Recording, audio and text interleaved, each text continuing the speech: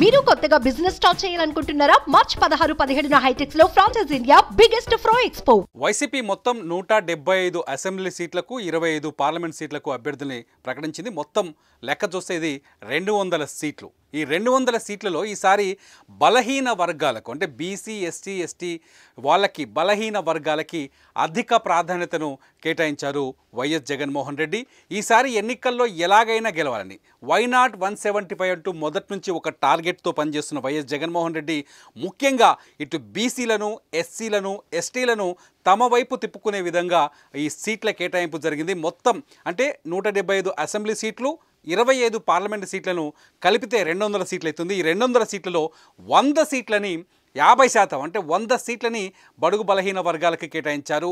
మిగతా 100 సీట్లని మిగతా వాళ్ళకి డిస్ట్రిబ్యూట్ చేస్తూ వచ్చారు. ఈ 100 సీట్లలో మనం ఒకసారి చూసుకుంటే మొత్తం ఎమ్మెల్యే, ఎంపీ సీట్ల 100 సీట్లలో 84 ఎమ్మెల్యే సీట్లు, 16 ఎంపీ సీట్లు ఈ బడుగు బలహీన వర్గాలకి కేటాయించారు వైఎస్ జగన్మోహన్ రెడ్డి. ఒకసారి మళ్ళీ చెప్తున్నాను, 84 ఎమ్మెల్యే సీట్లు 100 సీట్లలో 16 ఎంపీ సీట్లు బడుగు బలహీన వర్గాలకు కేటాయించారు. అంటే ఈసారి ఎంపీ సీట్లలో ఒక ఇంట్రెస్టింగ్ పాయింట్ చూడొచ్చు మనం.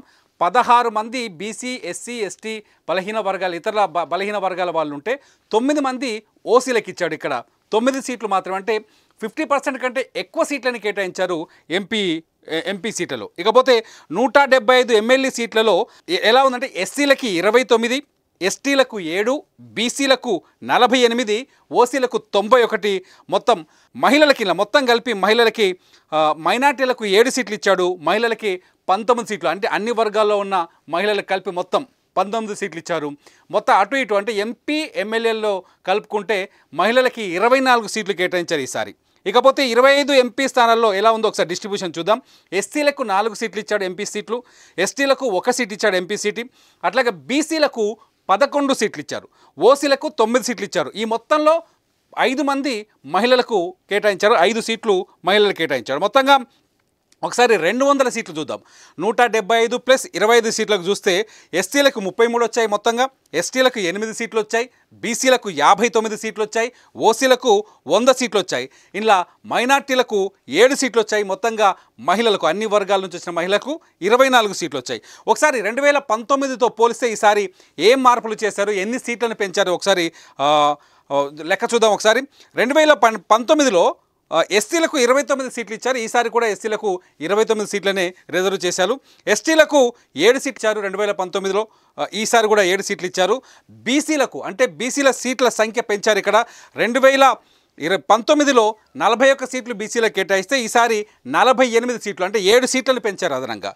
ఇకపోతే మొత్తంగా 77 సీట్లు మాత్రమే గతంలో మొత్తం 175 ఎమ్మెల్యే క్యాండిడేట్స్లో 77 సీట్లు ఇస్తే గతంలో ఈసారి బడుగు బలహీన వర్గాలకి మొత్తం 84 సీట్లను పెంచారు. ఇక ఉమెన్ అండ్ మైనార్టీ కేటగిరీలోకి వస్తే ఎమ్మెల్యే అభ్యర్థుల్లో మహిళలకి గతంలో 2019లో 15 సీట్లు ఇస్తే 2024లో ఇప్పుడు రాబోయే ఈ ఎలక్షన్స్కి గతంలో 15 సీట్లు ఇస్తే 2019లో 15 సీట్లు ఇస్తే ఇప్పుడు 2024లో 19 సీట్లు కేటాయించారు. మైనార్టీలకు 2019లో 5 సీట్లు ఇస్తే ఈసారి 7 సీట్లని కేటాయించారు. ఇకపోతే విమెన్ కాన్స్టిట్యున్సీలో చూద్దాం ఒకసారి. ఎంపీ అభ్యర్థుల జాబితా గతంలో 2019లో ఇచ్చిన ఎంపీ కేటగిరీ అంటే కులాల వారీగా కావచ్చు, సామాజిక వర్గాల వారీగా చూస్తే 2019కి 2024కి ఎంపీ అభ్యర్థుల సంఖ్య ఎలా మారిందో ఒకసారి చూద్దాం. ఎస్సీలకి 2019లో 4 సీట్లు ఇచ్చారు, ఈసారి కూడా 4 సీట్లు ఇచ్చారు. ఎస్టీలకి 2019లో 1 ఇచ్చాడు, ఈసారి 1 సీట్ ఇచ్చాడు. కాకపోతే ఇక్కడ బీసీల సంఖ్యను పెంచారు. బీసీలకి 2019లో 7 సీట్లు కేటాయిస్తే ఈసారి 11 సీట్లను కేటాయించారు. మొత్తం 2012లో 19లో 12 సీట్లను మాత్రమే సామాజిక వర్గాల వారీగా అంటే బడుగు బలహీన వర్గాల వారికి కేటాయిస్తే ఈసారి 16 సీట్లను కేటాయించారు. ఇకపోతే మహిళల దగ్గరకు వస్తే, మహిళల విషయంలో ఎంపీ అభ్యర్థుల విషయంలో మహిళల దగ్గరకు వస్తే 2019లో 4 సీట్లు మాత్రమే మహిళలు కేటాయిస్తే ఈసారి ఎంపీ అభ్యర్థులుగా 5 మంది పోటీ చేస్తున్నారు. మొత్తంగా వైఎస్ జగన్మోహన్ రెడ్డి చాలా స్పష్టంగా ఉన్నారు.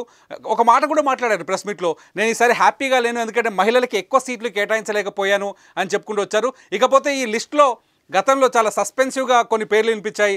అంబటి రాంబాబుకు సీట్ లేదన్నారు, కానీ సత్తెనపల్లి నుంచి అంబటి రాంబాబు పోటీ చేస్తున్నారు. నగరిలో రోజాకి సీట్ లేదని ప్రచారం వచ్చింది, కానీ నగరి నుంచి రోజానే పోటీ చేస్తున్నారు. విడుదల రజని గుంటూరు వెస్ట్ నుంచి పోటీ చేస్తున్నారు. మొత్తంగా పిఠాపురం నుంచి ఎవరైతే పవన్ కళ్యాణ్ తాను పిఠాపురం నుంచి పోటీ చేస్తున్నారో అక్కడ ముద్రగడ పోటీ చేస్తారనే ప్రచారం జరిగింది. కానీ పిఠాపురం నుంచి వంగ గీతకే అవకాశం ఇచ్చారు. మొత్తంగా చాలా ఆసక్తికరంగా ఉంది వైసీపీ లిస్ట్. ఎంతో కసరత్తు చేసి ఒక 2-3 నెలలుగా అభ్యర్థులని ఎంపిక కొనసాగిస్తూ వచ్చిన వైసీపీ లిస్టులో మరి ఎవరు గెలుపు గుర్రాలుగా మారబోతున్నారు? మొత్తానికి ఏపీ ఎలక్షన్కి ఒక ప్లాట్ఫామ్ వచ్చేసింది. అటు టీడీపీ అభ్యర్థులు ఖరారయ్యారు, ఇటు వైసీపీ అభ్యర్థులు ఖరారయ్యారు. చూద్దాం ఎవరి బలాబలాలు ఎలా ఉండబోతున్నాయో. సుమన్ టీవీలో మీ పర్సనల్ అండ్ బిజినెస్ ప్రమోషన్స్ కోసం కింది నెంబర్కి కాంటాక్ట్ చేయండి.